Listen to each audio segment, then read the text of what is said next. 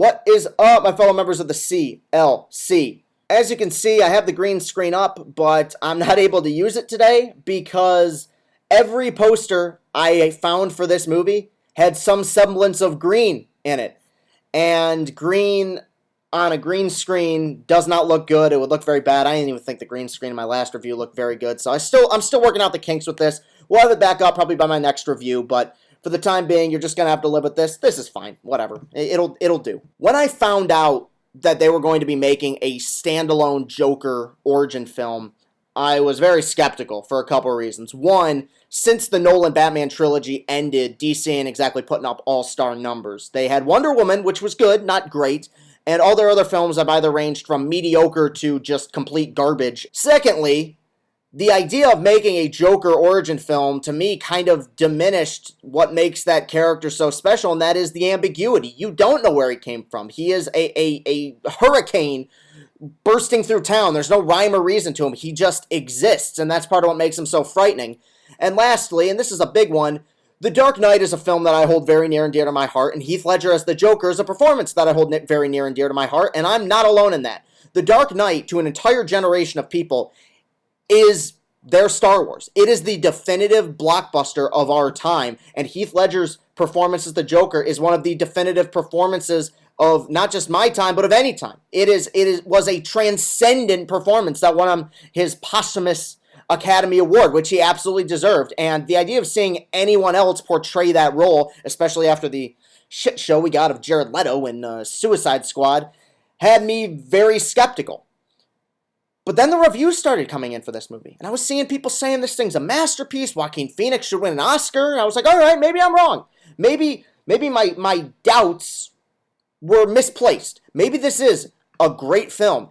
I've seen it now, and I can say, yes, this is a great movie. I am blown away by this film. There are few things in life that I get as much of a high off of as seeing a great movie.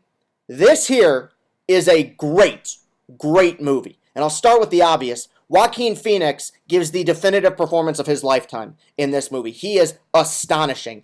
At the beginning, I mean throughout the whole thing, but mainly at the beginning, before he transforms into the character of the Joker, he gives one of the most realistic and heartbreaking portrayals of mental illness I have ever seen in a movie.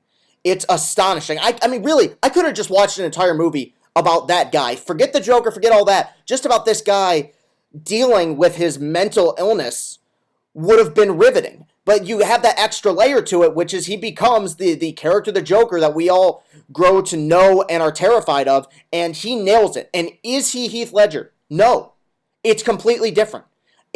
He does here what a band should do when they cover a great song. You can't top what somebody did with the original. Obviously, Heath Ledger, not the original Joker, but the definitive Joker. In order to do it and make sure that it's not derivative, you have to be different. And this is a completely different character.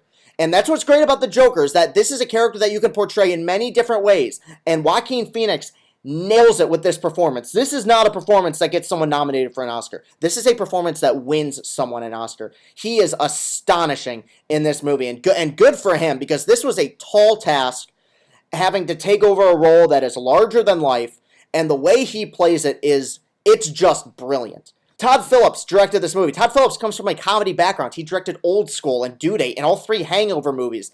He does a brilliant job of directing this movie. The score, the use of music, the way the movie's shot, it's incredible. It has an amazing look to it. Maybe the best look, outside of maybe the Nolan films, which it's kind of unfair to compare them to, the best look of Gotham City that I've seen. This feels like, and I mean this in the best way possible, this feels like a fan film. I am shocked that they greenlit this movie. Honestly, in 2019, I'm amazed that this movie is allowed to exist. And as much as I love comic book movies, and as much as I love Marvel, I do. I love the Marvel movies. I love the Avengers. They're all great. Love them to death. I could watch them all the time. Those films are limited by the universe in which they exist in. And when we love that universe, but all those movies have to be consistent with one another. And that consistency is remarkable to watch. But for the most part, they're very, very similar in tone. Some are darker than others, some aren't. This movie is not limited by any genre. It is very much its own thing, which I appreciate. And honestly, I think one of the best things about this movie is just how angry it is.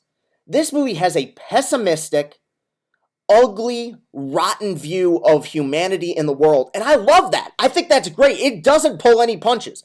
A lot of people are comparing this to Scorsese and Taxi Driver, and I get that. Another movie that I compare it to, which is one of my all-time favorite movies, is American Psycho. Because much like American Psycho, in this movie, you don't know what's real, what isn't. You don't know when the truth is being told, when it's not. And somehow, this may be the very best thing I have to say about this movie. This movie is able to tell an amazing story, telling the origin story of the Joker, without sacrificing the mystery of that character. Because it is a movie that wants to be seen more than once, and I'm going to see it more than once. I don't know if I'll see it again in theaters, but I'm going to see this several more times over the next couple of years just to figure out what subliminal things were in there. What were some Easter eggs that I might have missed? It is an experience, this film. And I love how bleak and I mean this in the best way, how ugly it is. It just has this dirty, rotten view of people. I think that's great, and because you see it through Arthur Fleck's eyes and the experiences he's had in his life, you understand why he thinks that people are scum. You understand why he's driven into madness. Now, you don't sympathize with it. He's still a monster, but much like the great film performances of any villain, whether it be Patrick Bateman, Christian Bale in American Psycho, or Heath Ledger as the Joker, or Hannibal Lecter, Anthony Hopkins' amazing portrayal as in Silence of the Lambs and all the Hannibal Lecter movies, you just enjoy watching this character. You enjoy watching this guy act. I'm so fascinated in general by acting. Seeing someone transform into another person. And Joaquin Phoenix has always been a great actor, but seeing what he does, he is unrecognizable in this movie. It's remarkable. I'm kind of rambling because there's so many things I love about this movie. I am amazed this movie exists. I'm happy it exists. Every ounce of doubt or cynicism I had coming into this film was erased pretty early on. It's an achievement. And the words I would use, it's an instant classic. People are going to be talking about this movie for years, and they should. And that's what a great movie should do. It should leave you talking. I'm going to give it a 9.5. Very, very close to a 10. There's just a little, I can't even put my finger on it, just a little something that prevents me from really pushing it over the edge. But with that said, this movie's amazing. If you haven't seen it already, go out and see it. This is a classic. This is a movie that's going to stand the test of time, that people are going to be talking about years from now, and it's going to be up there with American Psycho and Taxi Driver as one of the great character studies of our time, driven by a Oscar-worthy performance by Joaquin Phoenix. Man, oh man, did they do an amazing job with this movie. I am blown away by what they were able to do. Go see Joker. Maybe it's not for everyone. It's brutal. It's violent. That's part of why I love it. It doesn't pull any punches, which I think is great. Go out and see it, man. Wow, Joker. Who knew? What an amazing, amazing film. Please follow me on Twitter at Castellani2014. Thank you so much for watching. Peace and happiness. Never stop losing.